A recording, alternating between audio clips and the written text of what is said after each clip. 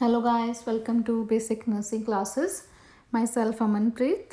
In today's video, we are moving on with the management of Cushing disease and Addison disease. In the previous video, we discussed about what it is, okay, what happens in Cushing disease and Addison disease, okay, and the signs and symptoms. And now we are going to talk about the management, okay. We all know in Cushing disease there is increased secretion or production of cortisol, okay, that are corticosteroids. And in Addison disease there is hyposecretion, less secretion of the steroids and mineralocorticoids, okay. And let's move on to the management. In Cushing disease, obviously when the things are in upper side we have to cut it down. So obviously if there is any increase in the production of hormones, so we have to bring the hormones down. If there is any underlying cause, like there is any tumor or adenomas, whether that is in pituitary gland or it's in the adrenal gland, we have to take it out, okay. So removal of adenomas is the first choice, okay, and surgery it has to be performed, and that's the only option which can be applied in Cushing disease, okay. And after removal of these adenomas after surgery, there is for some period of time there can be less production of corticosteroid hormones.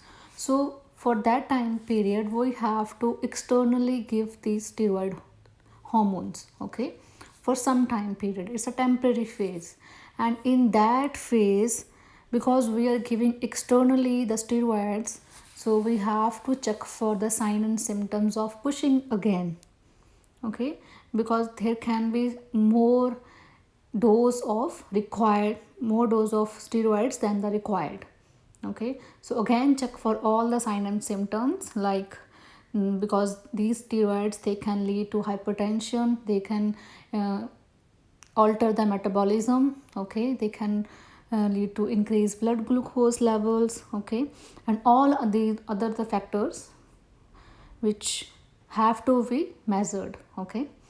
And plus because these Cushing syndrome patients, these have the physical appearance that is very distorted, so they can be emotionally disturbed. So it's the primary responsibility of the nurse to support them emotionally, okay, before surgery and after surgery, okay, because the body changes they can really depress them, okay.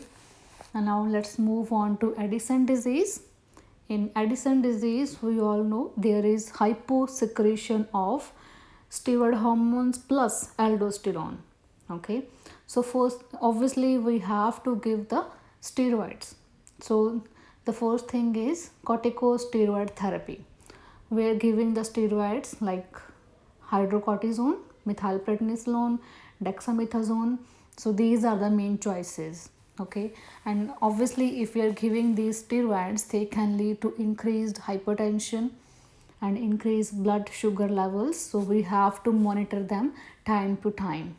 And moreover these steroids they also lower down the immunity level, so we have to check for the signs and symptoms of the infection, okay. So there is increased risk of infection also. So these all health teaching should be given to the patients about increased blood sugar level, increased blood pressure level, risk of infection, and risk of infection that further increases if there is excess of stress, okay, there is any illness or any underlying infection, or the patient is going through any other surgery. So these all conditions they also increase the risk of infection, okay. And if there is increased risk of infection, they can also lead to increased hypertension and blood sugar, okay. So we have to teach the patient about these all main things, okay. And plus the patient has to take as much as required or as much as prescribed steroids, because non-compliance can lead to Addison crisis, in which there is no hormones at all. Okay, if the patient, because already the patient is having hyposecretion, and if the patient is not taking the medication, so there is no hormones present in the body at all, and it can lead to life threatening condition, that is Addison crisis.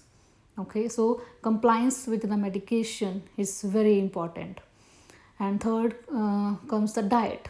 Okay, and Addison disease, the patient has to take diet which is rich in carbohydrates and proteins. Okay, and normal sodium levels.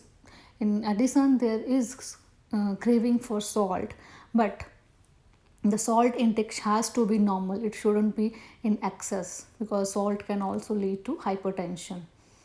Okay, and then as I earlier said, the patient has to take as much as prescribed dose, so patient should not stop the drug abruptly without any consultation. Okay, the regular dose has to be taken because it can lead to life threatening condition, that is Addison crisis.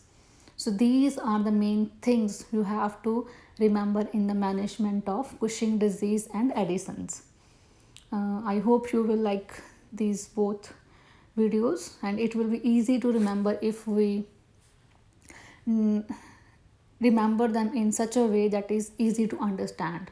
Okay, and in the next video we are going to discuss about the Addison crisis. Okay, which is a life threatening condition in which there is no steroids and no mineralocorticoids, that is aldosterone, at all in the body.